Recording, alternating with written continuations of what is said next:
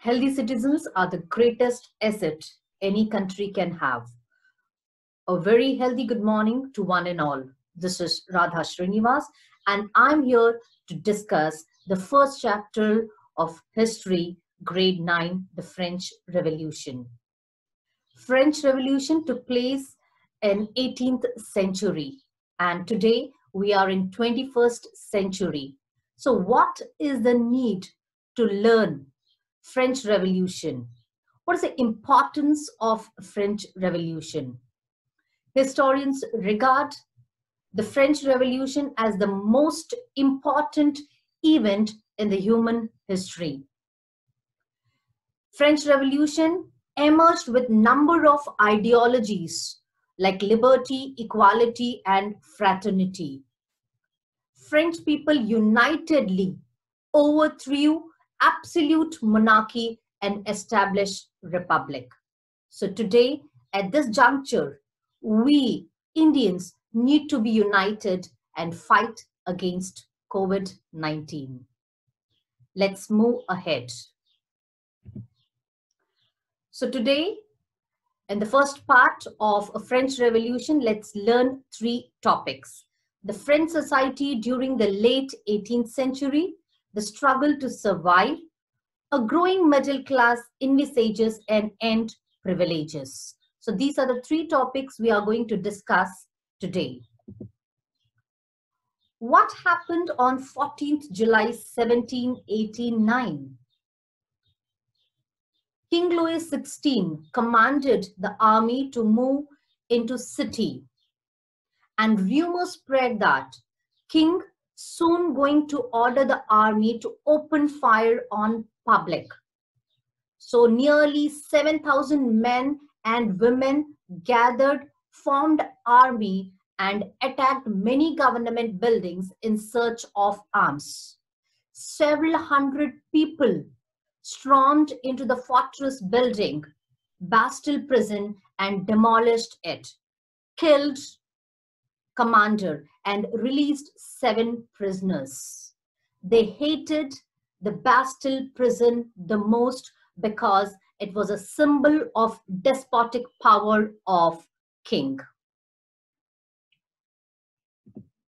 So let's learn that why 14th July 1789 incident took place, why it happened. Let's learn the flashback.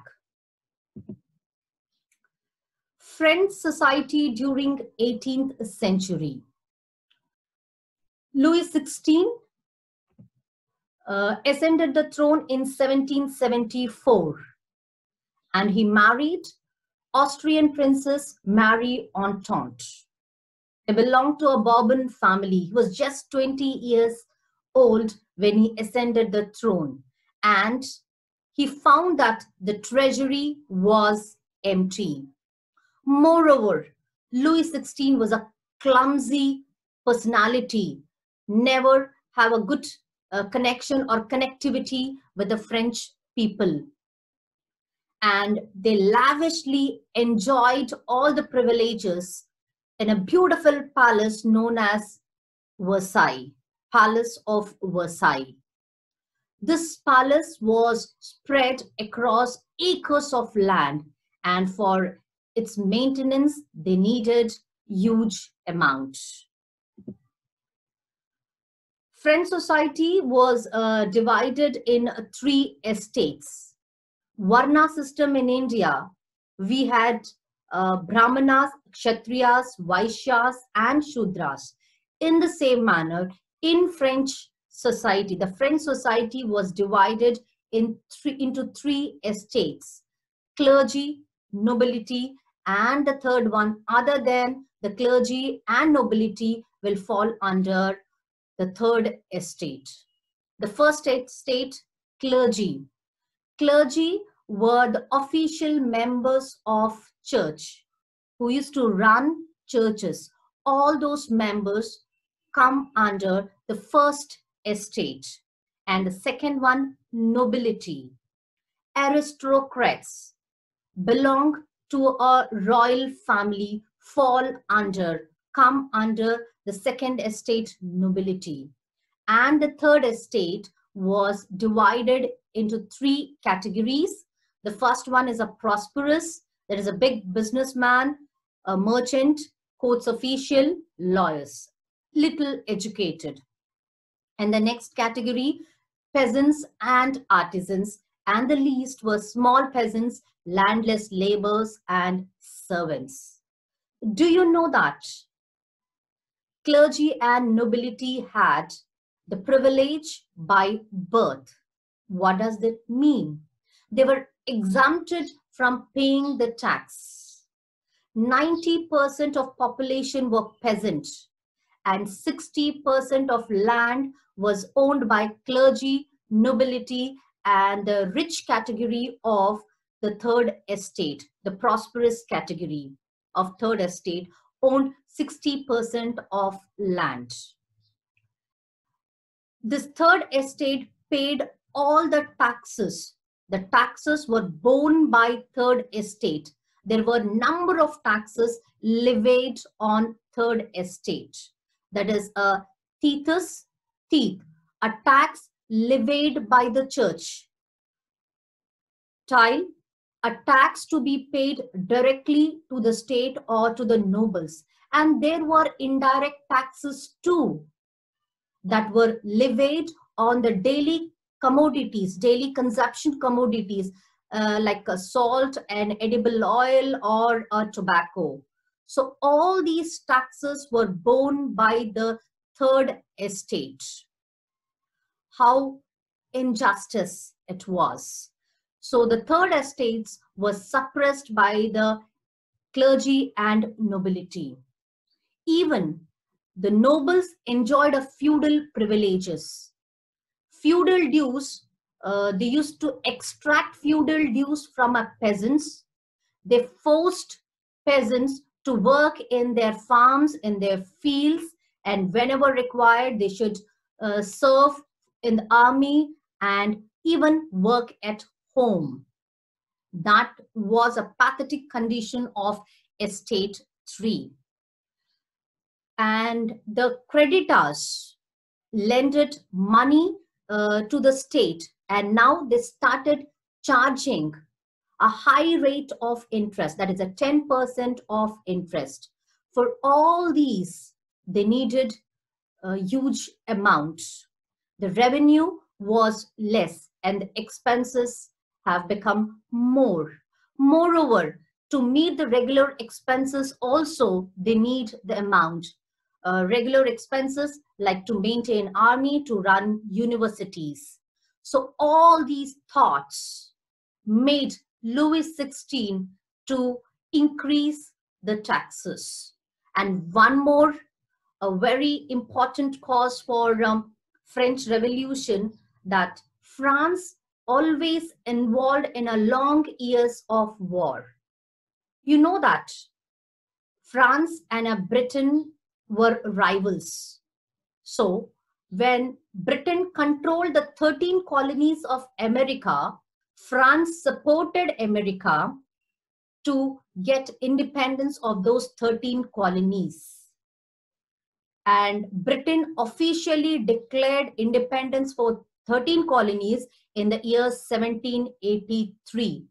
So supporting America added a 1 billion livre debt. Earlier, 2 billion livres debt was there. And now supporting or waging a war against Britain added 1 more billion livres. So what is this livre? It's a currency. It was a currency of France. And the present currency of France is euro. Now, the struggle to survive. Population rose from 23 millions to 28 millions in 1789, but the production did not fetch the same pace. The production rate did not increase. And what was the staple food of France? It was bread. So when there is production is less and the population goes high, the demand is high and the demand is high and the supply is less, definitely the inflation takes place, the rise in the prices of commodities. So this led to the subsistence crisis. That is, wages, the owners did not increase the wages, but so how can the third estate people buy the essential commodities for their survival when the wages were not increased? Prices increased, wages were not increased. So how he can fetch the common essential commodities what he required for the life? So this led to the subsistence crisis. Subsistence crisis can take place, it can be economic factor or a natural factor. So it can be because of a drought or it can be because of a inflation. When it threatens the survival and the food supply, that is known as subsistence crisis. The last topic, there's a growing middle class envisages an end to privileges. A new social group emerged. All the third estate people all together, revolted against the increase of taxes. But this can be carried forward only through the middle class families. They were little prosperous, they have gained a little amount, they have become richer because of doing a sea trade. They attended universities and they have become a learned man. And now this group wanted the society of all opportunities for equal opportunities for all. So here we will learn about three important philosophers of French society. A philosopher is a person who is expert in particular discipline or academics, who study the knowledge, the nature of the knowledge, the reality. They put forth their thoughts and their ideas. In India, the social reformers were Radha Krishnan. You can say that Devendranath Tagore or Dayanand Saraswati. In the same manner, in French society at that time, we will discuss about a three philosopher named John Locke, Rousseau, and Montesquieu. So what did they propose? They wanted the society to run based on equality. So John Locke, in his book, The Two Treatises of Government, mentioned that he refuted the doctrine of divine and absolute right of monarch. He wanted to say that monarch is not the god and absolute power should not be rested with monarch. So that he refused it, that he is not a god. And that idea was carried forward by Rousseau in his book Social Contract. He has come out with what is the relation or what should be the agreement between people and their representative. There should be some sort of agreement between a people and representative, then only the government can run smoothly. And the third philosopher, Montesquieu, in his book The Spirit of Laws, he mentioned about division of power within government between legislative, executive, and judiciary. The three important organs of India, that is legislative, executive, and judiciary, the same. It was proposed by Montesquieu in The Spirit of Laws.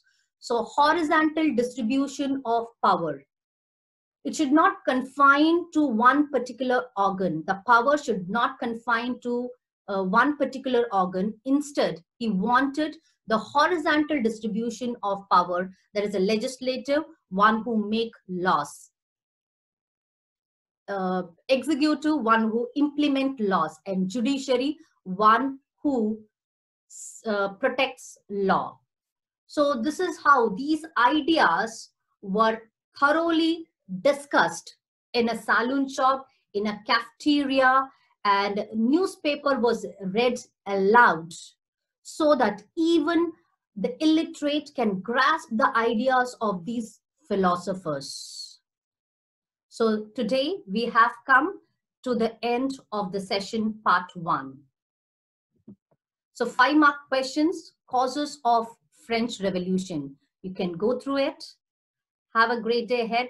Meet you in the part 2, French Revolution.